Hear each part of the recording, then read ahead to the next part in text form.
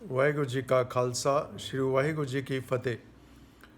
ਗੁਰੂ ਨਾਨਕ ਦੇਵ ਜੀ ਦੀ ਸਾਖੀ ਦੇ ਉਦਾਸੀ ਦੇ ਅੱਗੇ ਵਿਵਰਣ 'ਚ ਗੁਰੂ ਨਾਨਕ ਦੇਵ ਜੀ ਭਾਈ ਮਰਦਾਨਾ ਜੀ ਦੇ ਨਾਲ ਇੱਕ ਪਿੰਡ ਤੋਂ ਇੱਕ ਗਾঁव ਤੋਂ ਗੁਜ਼ਰते ਹੈ ਔਰ ਉੱਥੇ ਦੇਖਦੇ ਹੈ ਕਿ ਉੱਥੇ ਦੇ ਲੋਕ ਜੋ ਹੈ ਮौज ਮਸਤੀ ਔਰ ਮਾਇਆ ਦੇ ਵਿੱਚ ਲਿਪਤ ਹੈ। ਕਿਸੇ ਦਾ ਧਿਆਨ ਵੀ ਧਰਮ ਕਰਮ 'ਚ ਨਹੀਂ ਹੈ ਔਰ ਕੁਝ ਵਿਕਾਰਾਂ ਦੇ ਵਿੱਚ ਵੀ ਹੈ। ਉਸ ਪਿੰਡ ਦੇ ਲੋਕਾਂ ਨੇ ਗੁਰੂ ਨਾਨਕ ਦੇਵ ਜੀ ਦੀ ਕੋਈ ਵੀ ਆਓ ਭਗਤ ਨਹੀਂ ਕੀਤੀ ਔਰ ਨਾ ਹੀ ਉਹਨਾਂ ਨੂੰ ਕਿਸੇ ਵੀ ਭੋਜਨ ਲਈ ਐਵਮ ਰਹਿਣ ਦਾ ਪੁੱਛਿਆ। ਗੁਰੂ ਨਾਨਕ ਦੇਵ ਜੀ ਉੱਥੋਂ ਤੁਰਨ ਲੱਗੇ। ਉਹਨਾਂ ਨੇ ਉਹਨਾਂ ਨੂੰ ਇੱਕ ਬੂੰਦ ਦਿੱਤਾ, ਇੱਕ ਵਰਦਾਨ ਦਿੱਤਾ, ਵਸਦੇ ਰਹੋ। ਮਤਲਬ ਯੂ ਥਰਾਈਵ ਹੀਅਰ ਇਟਸੈਲਫ, ਇੱਥੇ ਹੀ ਵਸਦੇ ਰਹੋ। ਵਸਦੇ ਰਹੋ ਦੇ ਵਿੱਚ ਇੱਕ ਪੋਜ਼ਿਟਿਵ ਚੀਜ਼ ਹੈ, ਖੁਸ਼ ਰਹੋ, ਵਸਦੇ ਰਹੋ, ਇੱਥੇ ਰਹੋ। ਉਸ ਤੋਂ ਬਾਅਦ ਅੱਗੇ ਪ੍ਰਸਥਾਨ ਕਰਕੇ ਦੂਸਰੇ ਪਿੰਡ ਦੇ ਵਿੱਚ ਜਾਂਦੇ ਹੈ।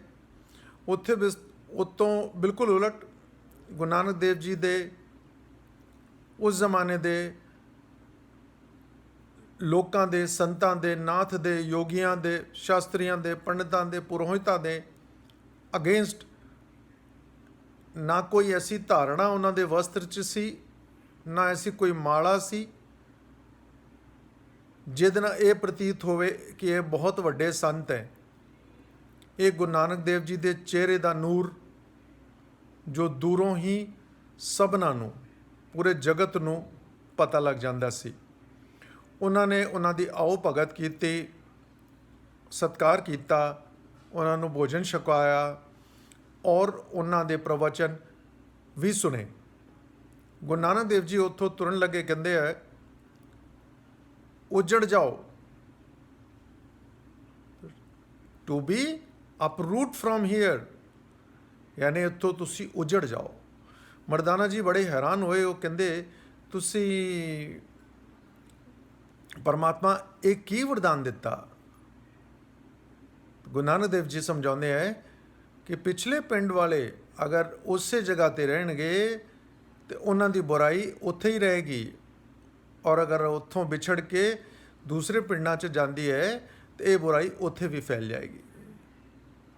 ਇਸ ਕਰਕੇ ਮੈਂ ਉਹਨਾਂ ਨੂੰ ਕਿਹਾ ਇੱਥੇ ਹੀ ਤੁਸੀਂ ਬਸਦੇ ਰਹੋ, ਜੋ ਤੁਸੀਂ ਕਰਦੇ ਰਹੋ। ਤੇ ਦੂਸਰੇ ਪਿੰਡ ਦੇ ਵਿੱਚ ਮੈਂ ਉਹਨਾਂ ਨੂੰ ਕਿਹਾ ਉਜੜ ਜਾਓ। ਉਜੜ ਜਾਓ ਦਾ ਅਰਥ ਹੈ ਇੱਥੋਂ ਵਿਸਥਾਪਿਤ ਵੀ ਹੁੰਦੇ ਹੋ, ਅਗਰ ਕਿਤੇ ਹੋਰ ਵੀ ਜਾਂਦੇ ਹੋ ਤਾਂ ਤੁਸੀਂ ਇਹੋ ਗੁਣ ਫੈਲਾਓਗੇ ਕਿ ਕਿਸੇ ਦਾ ਪਰਉਪਕਾਰ ਕਰਨਾ, ਕਿਸੇ ਦਾ ਸਤਿਕਾਰ ਕਰਨਾ, ਮਹਿਮਾਨ ਦੀ ਮਹਿਮਾਨ ਨਿਵਾਜੀ ਕਰਨੀ, ਮਨ ਨੀਵਾਂ ਮਤ ਉੱਚੀ ਕਰਕੇ ਜੀਣਾ। ਇਸ ਕਰਕੇ ਮੈਂ ਇਹਨਾਂ ਨੂੰ ਇਹ ਵਰਦਾਨ ਦਿੱਤਾ। ਮਰਦਾਨਾ ਜੀ ਕਹਿੰਦੇ ਹੈ ਪਰਮਾਤਮਾ ਤੁਸੀਂ ਧੰਨ ਹੋ, ਤੁਸੀਂ ਜਾਣਦੇ ਹੋ। ਦੂਸਰੀ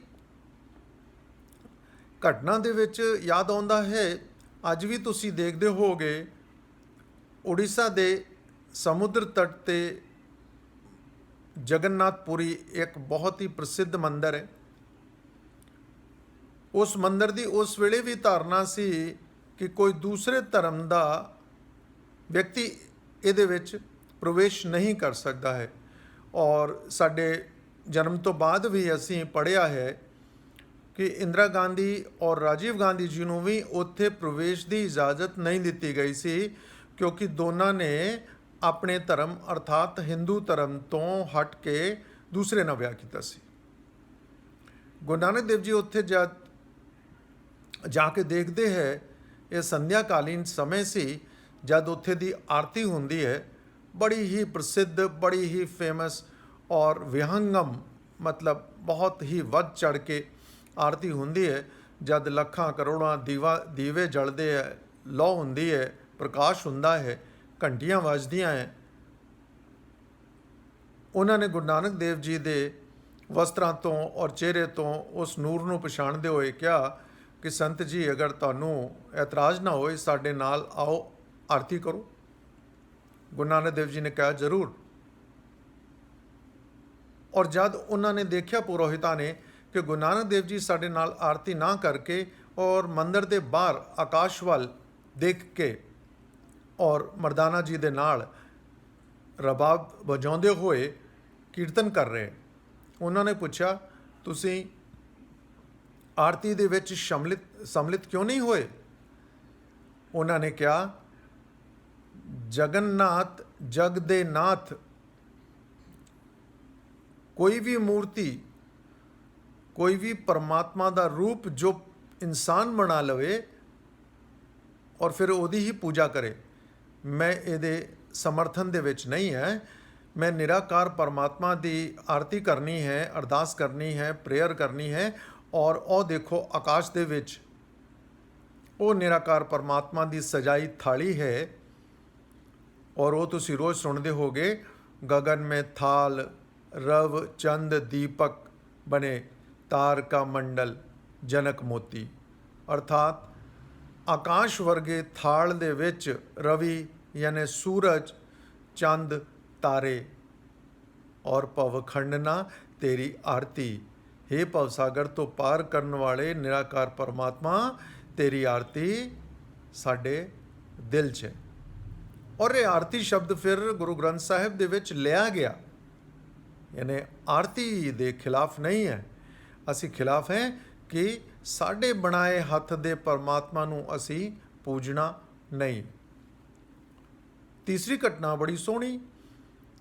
ਭੀਲ ਜਾਤੀ ਦੇ ਲੋਕ ਇਸੇ ਇਲਾਕੇ 'ਚ ਮੱਧ ਪ੍ਰਦੇਸ਼, ਰਾਜਸਥਾਨ ਔਰ ਕਈ ਹੋਰ ਇਲਾਕੇ ਦੇ ਵਿੱਚ ਇੱਕ ਆਦੀਵਾਸੀ ਜਾਤੀ ਭੀਲ ਕਹਿਲਾਉਂਦੀ। ਉਹਨਾਂ ਦਾ ਕੰਮ ਉਦੋਂ ਇਹੋ ਹੀ ਸੀ, ਠੱਗੀ ਕਰਨਾ, ਲੋਕਾਂ ਨੂੰ ਫੜਨਾ ਔਰ ਉਹਨਾਂ ਨੂੰ ਮਾਰ ਕੇ ਉਹਦਾ ਮਾंस ਖਾ ਲੈਣਾ। ਆਦਿ ਕਾਲ ਦੇ ਲੋਕ ਇੱਦਾਂ ਕਰਦੇ ਹੀ ਸੀ।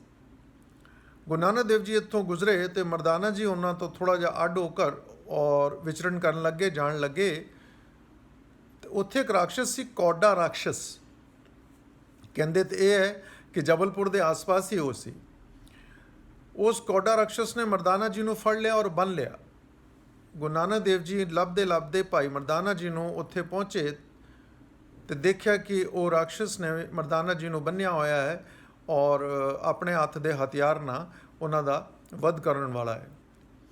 ਗੁਰੂ ਨਾਨਕ ਦੇਵ ਜੀ ਨੇ ਕੁਝ ਵੀ ਨਹੀਂ ਕਿਹਾ। ਉਹ ਰਾਕਸ਼ਸ ਨੇ ਸਿਰਫ ਉਹਨਾਂ ਦੇ ਚਿਹਰੇ ਦਾ ਨੂਰ ਪੜ੍ਹਿਆ ਔਰ ਉਹਨਾਂ ਦੇ ਪੈਰਾਂ 'ਚ ਡਿੱਗ ਪਿਆ। ਔਰ ਉਸ ਵੇਲੇ ਉਹਨਾਂ ਨੇ ਕਿਹਾ ਮੇਰਾ ਉଦ୍ਧਾਰ ਕਰੋ, ਮੈਨੂੰ ਗਿਆਨ ਦਿਓ। ਗੁਰੂ ਨਾਨਕ ਦੇਵ ਜੀ ਨੇ ਕਿਹਾ ਅੱਜ ਤੋਂ ਇਹ ਮਾਰਗ ਛੱਡ ਦਿਓ ਤੇ ਸੱਚੇ ਇਨਸਾਨ ਬਣੋ। ਇੱਦਾਂ ਗੁਰੂ ਨਾਨਕ ਦੇਵ ਜੀ ਨੇ ਕੌਡਾ ਰਾਕਸ਼ਸ ਦਾ ਉद्धार ਕੀਤਾ। ਅੱਜ ਸਿੱਖੀ ਦੇ ਵਿੱਚ ਵੀ ਗੁਰੂ ਨਾਨਕ ਦੇਵ ਜੀ ਦੀ ਇਸ ਮਹਿਮਾ ਤੋਂ ਸਾਡਾ ਮਨ ਜੋ ਅੱਜ ਅਤਿਅੰਤ ਮਾਇਆ ਦੇ ਵਿੱਚ ਉਹ ਵਰਤਮਾਨ ਮੀਡੀਆ ਦਿਖਾਵਾ ਜਾਂ ਜਿਸ ਚੀਜ਼ ਨਾਲ ਵੀ ਉਲਝ ਗਿਆ ਹੈ, ਉਹ ਹੁਣ ਫਿਰ ਇੱਥੋਂ ਭਟਕ ਕੇ ਉਹਨਾਂ ਹੀ ਚੀਜ਼ਾਂ 'ਚ ਲੱਗ ਰਿਹਾ ਹੈ ਜਿਨ੍ਹਾਂ ਦੀ ਮਨਾਹੀ ਉਹਨਾਂ ਨੇ ਕੀਤੀ ਸੀ, ਸਮਝਾਈ ਕੀਤੀ ਸੀ। ਅੱਜ ਅਸੀਂ ਦੇਖਦੇ ਹਾਂ ਤੇ ਮੇਰੇ ਮਨ 'ਚ ਵੀ ਉਹ ਆ ਜਾਂਦਾ ਹੈ ਕਿ ਚਲੋ ਜੋਤਿਸ਼ ਵੀ ਕਰਦੇ ਹਾਂ, ਹੱਥ ਵੀ ਦਿਖਾ ਲੈਂਦੇ ਹਾਂ, ਵਾਸਤੂ ਸ਼ਾਸਤਰ ਵੀ ਕਰ ਲੈਂਦੇ ਹਾਂ, ਅੰਕ ਸ਼ਾਸਤਰ ਵੀ ਕਰ ਲੈਂਦੇ ਹਾਂ, ਦਿਸ਼ਾ ਸ਼ਾਸਤਰ ਵੀ ਕਰ ਲੈਂਦੇ ਹਾਂ, ਇਹ ਮਾਲਾ ਵੀ ਬੰਨ ਲੈਂਦੇ ਹਾਂ, ਉਹ ਤਾਬੀਜ਼ ਵੀ ਬੰਨ ਲੈਂਦੇ ਹਾਂ, ਉਹ ਮੜੀਆਂ ਤੇ ਸ਼ਮਸ਼ਾਨ ਵੀ ਜਾ ਆਉਂਦੇ ਹਾਂ। ਕਿੰਨਾ ਕੁਝ ਕਰੋਗੇ, ਕਿੰਨਾ ਕੁਝ ਕਰੋਗੇ। ਪਰਮਾਤਮਾ ਜਦ ਨਹੀਂ ਦਿੰਦਾ ਤੇ ਇਸ ਇੰਤਜ਼ਾਰ 'ਚ ਹੈ ਕਿ ਤੁਹਾਨੂੰ ਮੰਗੀ ਹੋਈ ਚੀਜ਼ ਤੋਂ ਵੱਡਾ ਦੇਣਾ ਹੈ ਮੈਂ, ਇਸ ਕਰਕੇ ਤੂੰ ਅਜੇ ਹੋਰ ਇੰਤਜ਼ਾਰ ਕਰਨਾ ਹੈ। ਕਹਿੰਦੇ ਅਗਰ ਪਿਆਰ ਨਾਲ ਕੋਈ ਨਾ ਸਮਝੇ ਤੇ ਹੋਰ ਕੀ ਕਰਨਾ ਚਾਹੀਦਾ ਹੈ? ਕਹਿੰਦੇ ਹੋਰ ਪਿਆਰ ਕਰਨਾ ਚਾਹੀਦਾ ਹੈ। ਕਹਿੰਦੇ ਅਗਰ ਹੋਰ ਪਿਆਰ ਕਰਨ ਨਾਲ ਵੀ ਉਹ ਨਹੀਂ ਸਮਝਦਾ ਤੇ ਹੋਰ ਕੀ ਕਰਨਾ ਚਾਹੀਦਾ ਹੈ? ਕਹਿੰਦੇ ਹੋਰ ਪਿਆਰ ਨਾਲ ਸਮਝਾਉਣਾ ਚਾਹੀਦਾ ਹੈ। ਕਹਿੰਦੇ ਫਿਰ ਵੀ ਨਾ ਸਮਝੇ ਤੇ ਕਹਿੰਦੇ ਤੁਹਾਨੂੰ ਪਿਆਰ ਦੀ ਡੋਜ਼ ਵਧਾਉਂਦੇ ਜਾਣਾ ਹੈ। ਸਮਝਣ ਦਾ ਇੱਕੋ ਮਾਤਰ ਤਰੀਕਾ ਆਦਿ ਕਾਲ ਤੋਂ ਅੱਜ ਤੱਕ ਰਹਿੰਦੀ ਦੁਨੀਆ ਤੱਕ ਕਾਇਮ ਔਰ ਅਮਲ 'ਚ ਆਏਗਾ। ਉਹ ਤਰੀਕਾ ਹੈ ਵਿਨਮਰਤਾ, एवं प्यार। ਅੱਜ ਦੀ ਚਰਚਾ ਇੰਨਾ ਹੀ। ਸੁਣਨ ਲਈ ਬਹੁਤ ਬਹੁਤ ਧੰਨਵਾਦ।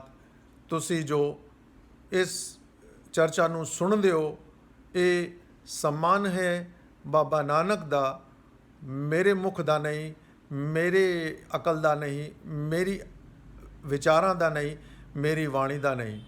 ਵਾਹਿਗੁਰੂ ਸਾਰਿਆਂ 'ਤੇ ਮਿਹਰ ਕਰੇ। ਵਾਹਿਗੁਰੂ ਜੀ ਕਾ ਖਾਲਸਾ, ਵਾਹਿਗੁਰੂ ਜੀ ਕੀ ਫਤਿਹ।